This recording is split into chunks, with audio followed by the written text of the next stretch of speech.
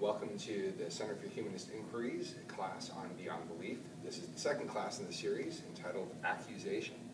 I'm super excited about today's class. It's good stuff in the essay. So before we dig in, just to give a little bit of review, last class we covered the key terms that Ricœur uses to entitle his essay: religion, atheism, and faith. Ricœur's definition of religion is that it has corrupting elements in it, and there are two in particular that he's worried about: the fear of accusation and the desire for protection. And from his perspective, both of those need to be purged and need atheism in order to really root out what's corrupting about them.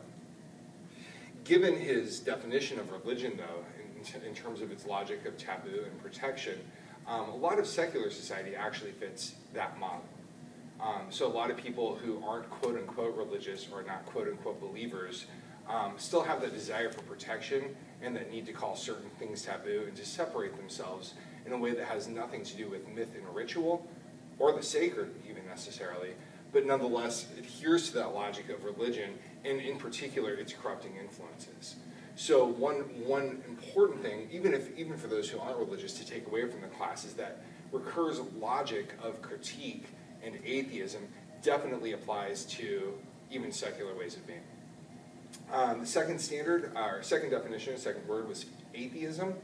And again, the two atheists that he was most compelled by were Freud and Nietzsche. And he believes that atheism is useful in clearing away the corrupting elements, but as a site of critique, it tends to linger there. So what he's looking for is not atheism as an end goal, but atheism as a means to an end of what he calls faith, the third term, which is what results after corruption has been removed from religion. Okay? So that's a little bit of a review. In terms of a preview for today's lecture, just to kind of give you the skeleton of what we'll be doing, there will be four basic parts. First of all, we'll talk about how Ricœur lays out the logic of accusation and shows its limitations. We'll then discuss the three main questions of atheism. Third, we'll trace the importance of remaining inquisitive and look at how Ricœur focuses his inquiry on the subject of language. And then we'll conclude by talking about how, from the perspective of language, Ricœur articulates a space for ethics that precedes the rational drive toward duty. Because atheistic critiques largely center on the interposition of the rational on the subject, and the latent sense of accusation that remains because of that, he believes that language and our hearkening to word might supply an ethic that won't be hampered by an atheist critique. Okay? So we'll get into that, and that will hopefully make more sense by the end of class, but that's the direction in which we're headed. So first of all, the first major question that he asks in this part of the essay is, how do Nietzsche and Freud undermine the traditional ground of religion? His claim is that, in general, they distinguish error from illusion and lying, right? So if you have error, illusion, and lying, for Ricœur, error is always where the will overshoots its own truth, right? So you have your will that drives you forward, here's what you know for sure, and error comes when you outstrip what you know for sure. It's a mistake, and we're fallible according to Ricœur. So that's okay. Lying is an intentional form of deceit, but illusion is more of a form of self-deception. It's a kind of mistake or a kind of attitude that we're not as aware of. And so by distinguishing error from illusion and looking at religion as being a kind of illusion as opposed to an error, right? It's not a computational mistake, it's not a typographical error. It's a different kind of untruth that both of them are differently able to unmask.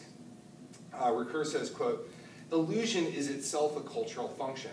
Such a fact presupposes that the public meanings of our consciousness conceal true meanings, which can be brought to light only by adapting the attitude of suspicion and cautious critical scrutiny." Okay, so illusions tend to be cultural in nature. And because they're cultural, we grow up assuming they're true, and it needs to be unmasked. Okay? So that's how they do it. In terms of their specific methodologies, he discusses the philological approach, where both Nietzsche and Freud are interested in deciphering the text under the surface of consciousness, right? And so, because these illusions are so widespread and because they're so latent, what they do philologically is look at the language underneath, what's written underneath what we're conscious of. And again, both Nietzsche and Freud have different ways of doing that, but that's one way in which their atheism really provides a necessary critique. The second method he discusses is genealogy. Genealogy considers the fact that the text appears as distorted to consciousness because of a conflict of forces or drives whose origin must be clarified. Quote, the genealogical task is to reveal the emptiness of the source, a possible source, or better, an empty place from which ethical and religious values emerge. Okay? So what he's postulating is some sort of religious subject who's sitting here, whose ideas and consciousness end up coming out kind of garbled, and there's a filter that interposes between the subconscious and the conscious. I mean, Freud talks about this in one way, Nietzsche talks about it in another way.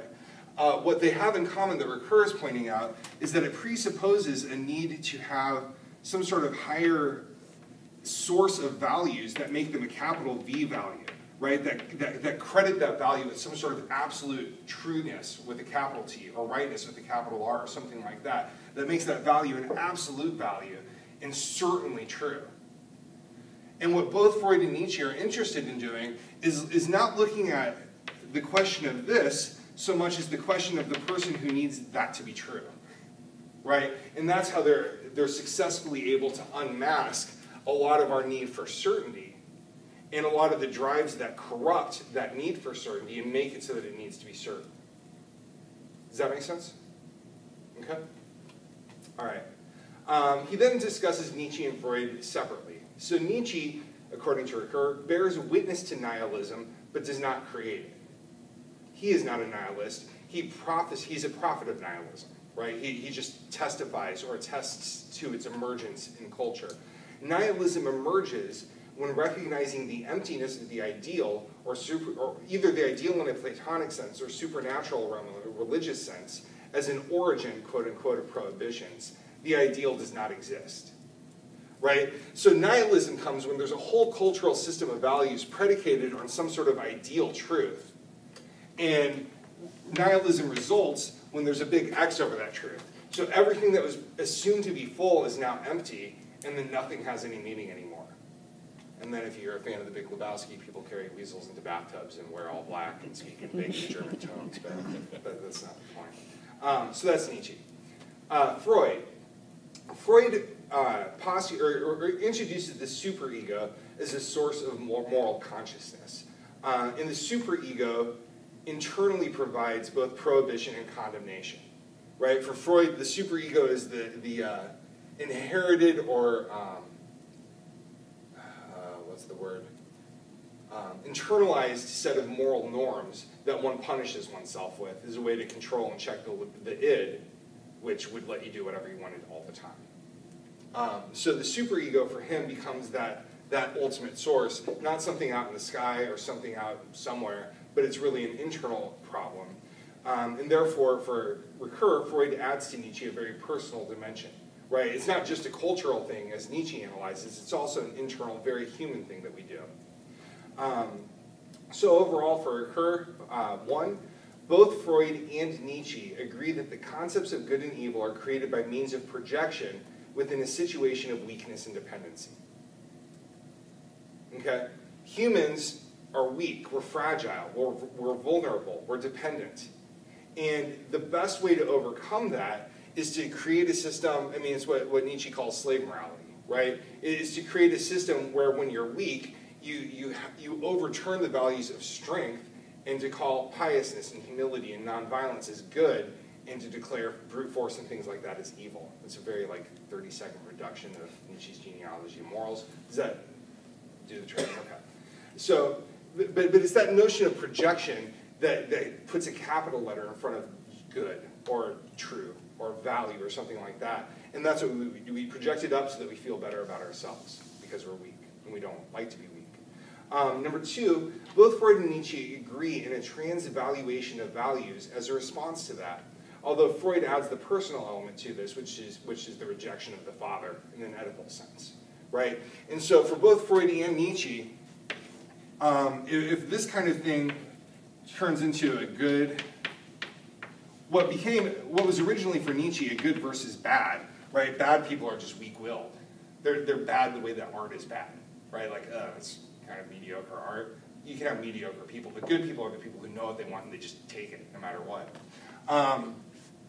The initial transvaluation of values occurs in the slave revolt of morality, where what was good is now considered evil, and what was bad becomes good. And for Nietzsche, that's the institution of the priestly class, right? That kind of thing.